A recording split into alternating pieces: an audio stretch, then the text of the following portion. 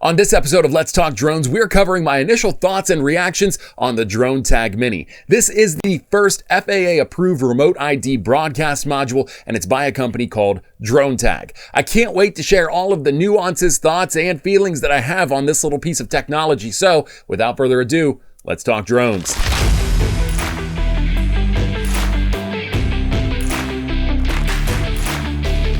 Before we get into my thoughts and reaction to the Dronetag Mini initially, I do want to just share two things with you. First and foremost, this video is brought to you by the Droning Company, the #1 online resource for commercial remote pilots based in the United States. If you've got your Part 107, you got to check them out online at thedroningcompany.com and across all major social media platforms. The second thing I want to share with you is a big thank you, because we made it. We are monetized. We're a part of the YouTube Partner Program, and I could not be more excited about that, because that was one of the initial goals of this channel when we started, was to get this thing monetized. And it wasn't so much so that I could do it full time and make money off of it for myself. It was more so I knew to invest money into the channel, I would need to have the channel generating its own money, just because this is a really expensive thing to do when it comes to drone technology. Any electronics really typically are pretty expensive. So getting to the point where the channel now is in a position where it can earn its own money, so we can reinvest it in new equipment that we can use to do even cooler and cooler content here,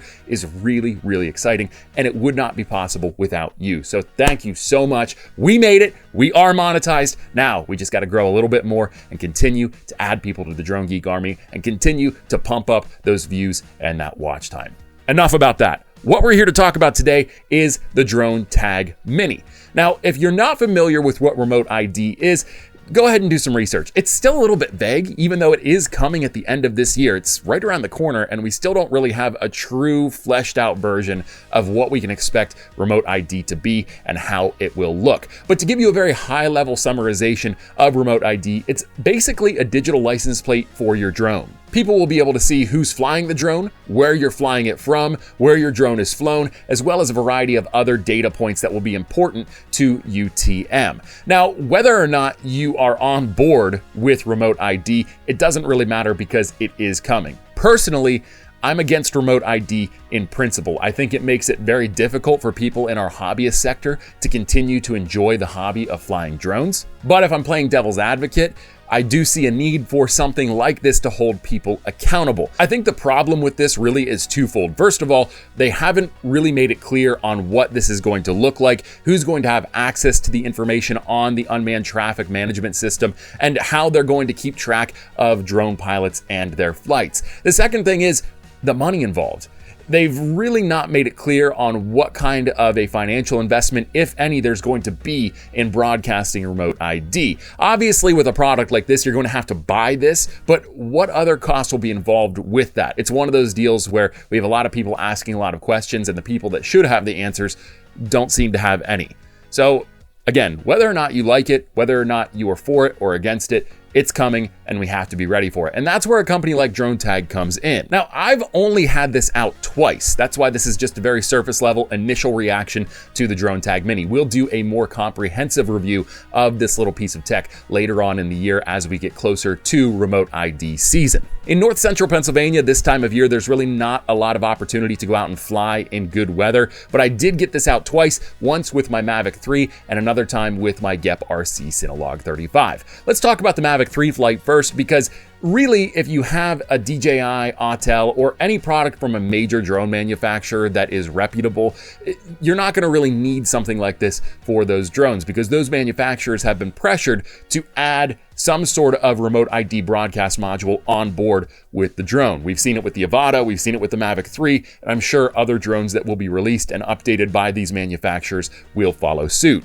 The reason that I really wanted to put this on the Mavic 3 was to see just how far you could push this thing to transmit it. I was able to fly the Mavic 3 from roughly the center of my hometown all the way to one end of it, and then probably another 2,000 feet up from where I was at. So I went downtown, came back, and then went up another 2,000 feet and then brought it back and landed it. I was just really impressed with how functional it was and how reliable it was in terms of transmitting that data, even though I did push it farther away. I guess I'm not super surprised looking back on it. Hindsight's 2020.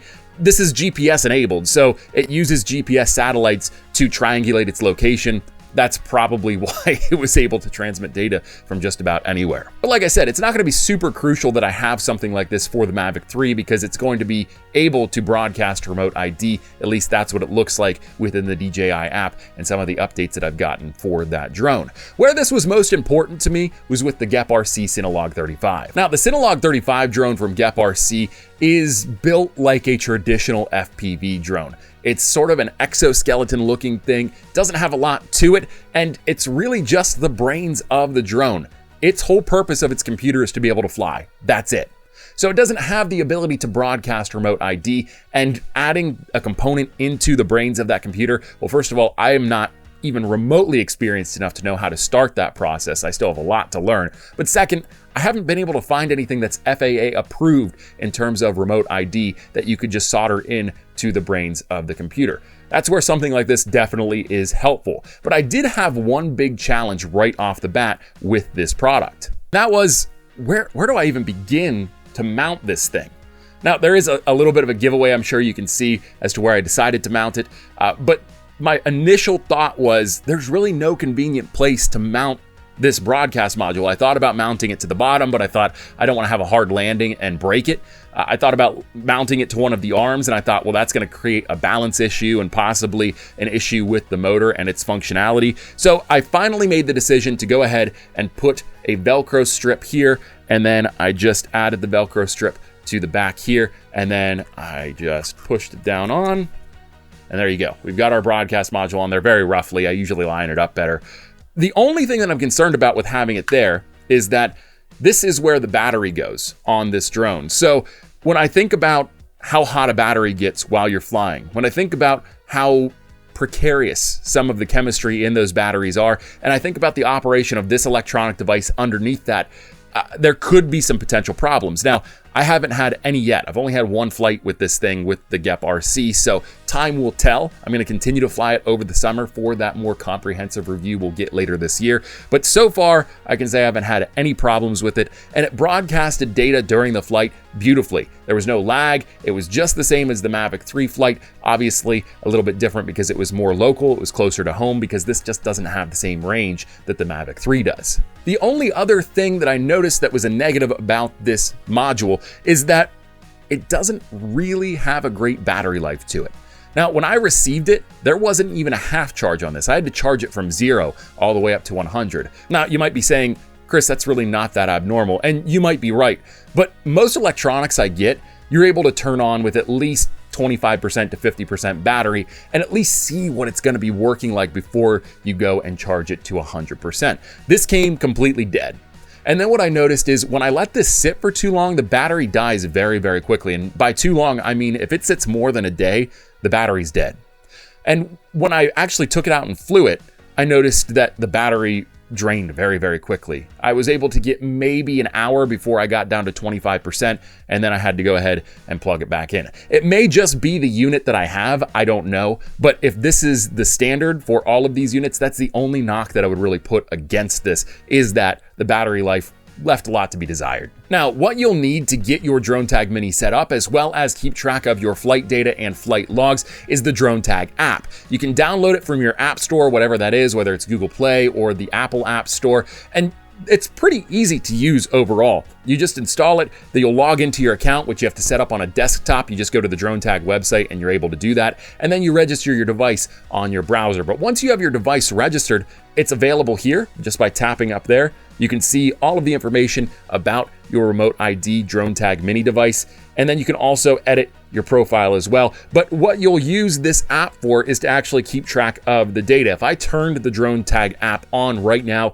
you'd be able to see it register where I'm sitting. You saw that in the flight data that I shared earlier in the video while I was telling you a little bit about my flight experience, and that's what it looks like here, and it's pretty easy to use. The other app that you might want to download, it's not necessary, but it certainly helps you understand whether or not your Dronetag Mini is working correctly, is the Drone Scanner app. Now, this is a remote ID app that anybody can download, anybody can use to pick up remote ID transmissions from drone pilots and drones in the airspace. This is not directly affiliated with Dronetag, but it is an app that works in terms of picking up remote ID broadcasts. You'll be able to see all of the data pertinent to your flight and data that people might be interested in seeing. Again, the location where you're flying from, where your drone has flown, as well as all of the other things that go into a successful drone operation. Now, I'm about to give the Dronetag Mini an initial score. It is just that, an initial score. I'm gonna change this score most likely by the time the next review video comes out, where it's gonna be a little bit more comprehensive on the how-to with this module. So keep in mind, this comes off of very little data. I've only had 2 flights with it, and I have not had the time to really dig into it the way that I want to. The initial score for the Dronetag Mini by Dronetag is a 7 out of 10. Now, you may be asking, why 7, Chris? And the reason for the 7 out of 10 is because, first of all, the battery life leaves a lot to be desired on the Dronetag Mini. It lost 1.5 points, maybe even 2 points for that alone. The other reason is I think there's a lot of room for improvement for this particular product, making it a little bit easier to update, making it easier to operate, making it easier to get into the data. I mean, the application does a great job already, but I really think there's a lot of fat that could be trimmed off of that process. And let's not ignore the fact that this physical footprint is not necessarily compatible with the GEP RC Cinelog 35. The CEO of Dronetag, his name is Lucas, told me this was going to be a little bit big on that drone when I told him which drones I was going to use it on, but he does have a smaller solution that his company has designed that I'll be getting my hands on later on this year. I'll do the same thing there, an initial review with that, as well as a more comprehensive review closer to the remote ID implementation. So, if they're able to take this and they're able to make it a little bit easier to mount 2 drones that are more FPV style drones, those home-built drones, those smaller format drones, I think this is a really great product. The only other thing that I docked this points for was the price, and we haven't talked about that yet, but I'm gonna talk about it now. This is a little bit expensive, especially if you're just a hobbyist. $299 for the Dronetag Mini.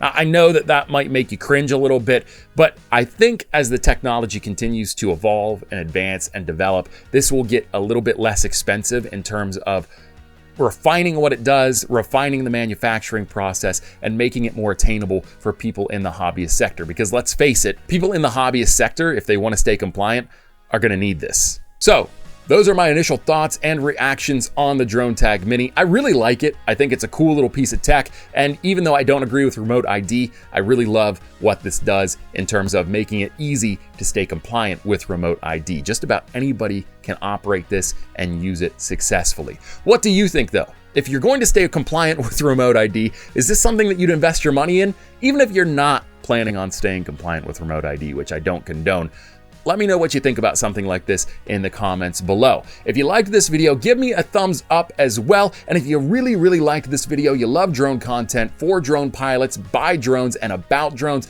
make sure you hit that subscribe button if you haven't already. And if you really, really, really love drone content, hit the bell icon while you're at it. You'll get a notification every time I post a new video. Until next time, I'm Chris. This is the Dronetag Mini, and I'm out of here. See ya. Yo, yo,